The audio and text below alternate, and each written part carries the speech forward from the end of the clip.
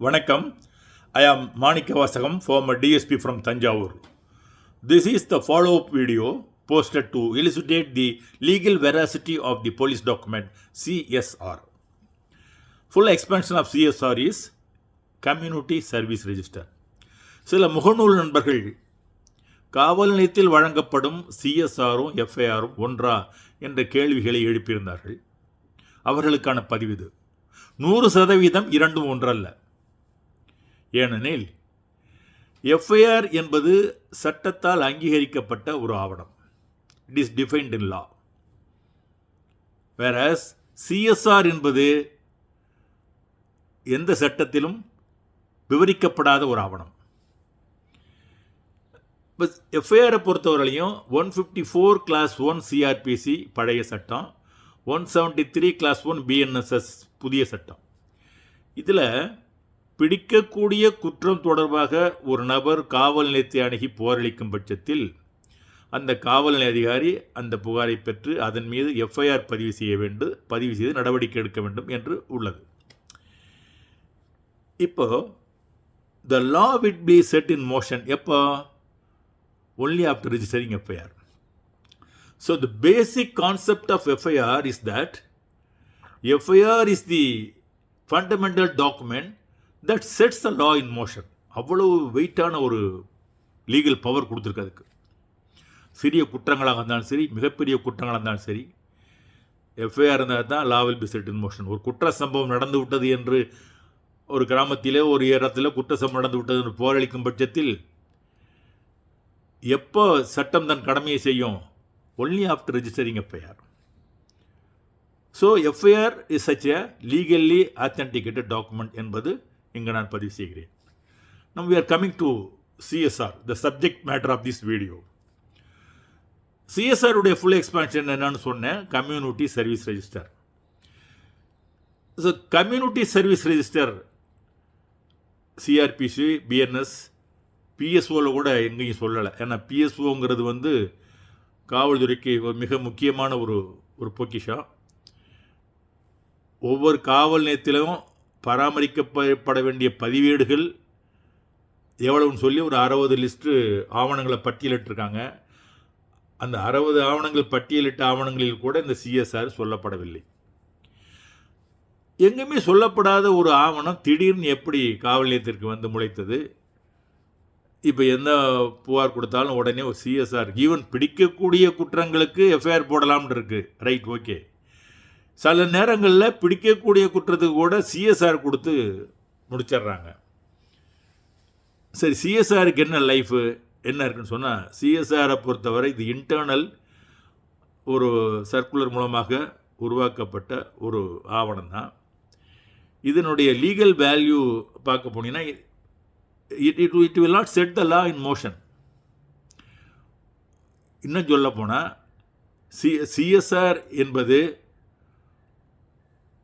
உயர் அதிகாரிகள் 15 நாட்களுக்குள் அதை விசாரித்து முடிக்கணும்னு சொல்லி ஒரு இன்டர்னலாக ஒரு ஆர்டர் போட்டிருந்தாங்கன்னா 15 நாளைக்குள்ளே அதை முடித்தாலும் அந்த சப்ஜெக்டை அதில் உள்ள கோரிக்கை நிறைவேற்றினாலும் சரி, நிறைவேற்றாவிட்டாலும் சரி, ஆட்டோமேட்டிக்காக they will round up the petition in the register. அவ்வளோதான்.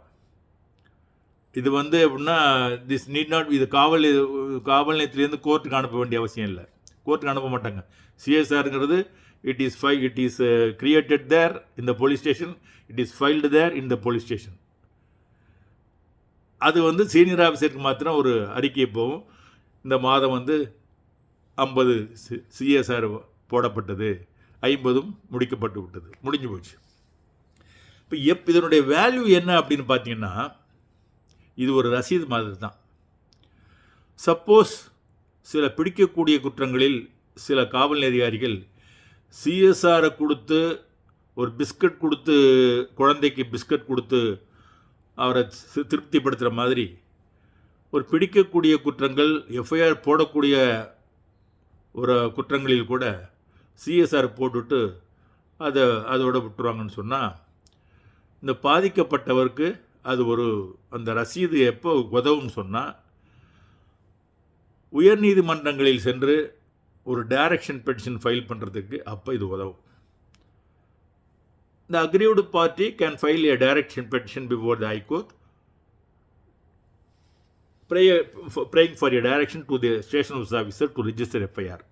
அப்போ இந்த மாதிரி வந்து நான் இத்தனை தேதி கொடுத்தேன், அதுக்கு ரசீது கொடுத்துருக்காங்க பாருங்கன்னு சொல்லி அதை ஒரு ஆவணமாக காட்டலாம், அவ்வளோதான். ஆனால் அது வந்து லீகலாக வந்து எஃப்ஐஆரோட அப்போது கூட என்ன பண்ணுவாங்கன்னு சொன்னால் ஒரு டைரக்ஷன் கொடுப்பாங்க. இவருடைய புகாரில் ஒரு எஃப்ஐஆர் போடுங்கம்பாங்க. புகார் இல்லாட்டி புகாரின் நகலில் ஒரு புதிதாக புகாரை பெற்று எஃப்ஐஆர் போடுங்கன்னு சொல்லி ஒரு டைரக்ஷன் கொடுப்பாங்க. இந்த சிஎஸ்ஆர் வந்து எஃப்ஐஆருக்குள்ளே வராது. முறையாக பார்க்க போனால் சிஎஸ்ஆர் கூட நம்ம பார்ட் அண்ட் பார்சல் ஆஃப் எஃப்ஐஆராக கொண்டு வர முடியும். எப்படின்னு சொன்னால் சில பிடிக்கக்கூடாத சில, ஃபார் எக்ஸாம்பிள் 173 கிளாஸ் 3 பிஎன்எஸ்எஸில் வந்து ஒரு ப்ரொவிஷன் கொடுக்குறாங்க. இப்போ அதில் 3 வருடங்களுக்கு மேலே தண்டனை, 7 வருடங்களுக்கு உட்பட்ட தண்டனை கொடுக்கக்கூடிய சில குற்றங்கள் இருக்கு இல்லையா, அது பிடிக்கக்கூடிய குற்றங்களாக இருந்தாலும் கூட அது குறித்து ஒருத்தர் புகார் கொடுத்தாருன்னா அந்த புகாரை அந்த காவல் அதிகாரி பெற்று அவர் டிஎஸ்பிகிட்ட வந்து ஒரு அப்ரூவல் வாங்கி ஒரு முதல்கட்ட விசாரணை செய்து அந்த முதல்கட்ட விசாரணையில் பிரைமா ஃபேஸியாக இருந்துச்சுன்னு சொன்னால் அதுக்கு பிறகு எஃப்ஐஆர் போட்டு புலன் விசாரணை செய்யலாம்னு சொல்லி இருக்குது. அந்த இடத்தில் இதை பயன்படுத்தலாம். சிஎஸ்ஆர் சப்போஸ் போட்டு கொடுத்துட்டா இவர் முதல்கட்ட விசாரணை பண்ணி பிரைமா ஃபேஸி இருந்துச்சு சொன்னால் he has to incorporate all the factors right from CSR to the finding of the preliminary inquiry.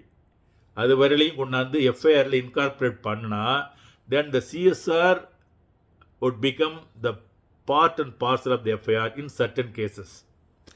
அதை முறையாக பயன்படுத்த வேண்டும். ஆனால் பெரும்பாலும் அப்படி செய்வது இல்லை. என்ன செய்கிறாங்க, ஒரு 15 நாள் டைம், 15 நாள் வரலையும் அதுக்குள்ளே பார்ட்டியே செட்டில் ஆகிட்டாங்கன்னா கூட இவங்க சுழிச்சுக்குவாங்க.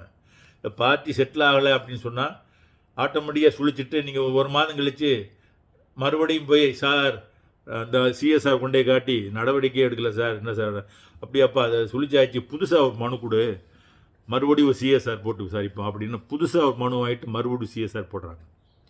ஸோ சிஎஸ்ஆருடைய நிலை இவ்வளவு தான்.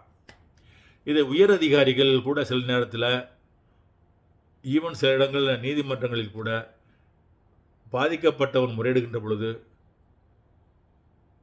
என்ன நடவடிக்கை எடுத்துள்ளீர்கள் என்று காவல் அதிகாரி கேட்டு ஐயா சிஎஸ்ஆர் போட்டு விட்டேன் என்று சொன்னால் அத்துடன் திருப்தி அடைந்து விடுகிறார்கள் என்பதுதான் வருத்தத்திற்குரியது. ஓ சிஎஸ்ஆர் போட்டாச்சாமே அப்புறம் என்ன உங்களுக்கு வேணும் அப்படின்னு சொல்லி பார்ட்டியை சொல்லி திருப்பி அனுப்புகிறாங்க.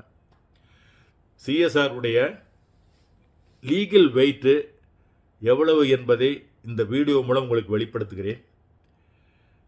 CSR maybe utilized only at the time of praying for a direction from the court.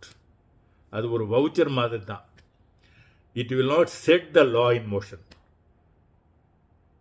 FIR மாதிரி CSR will never set the law in motion. This is the factors I would like to communicate to all my Facebook friends and others. Thank you all. Thank you.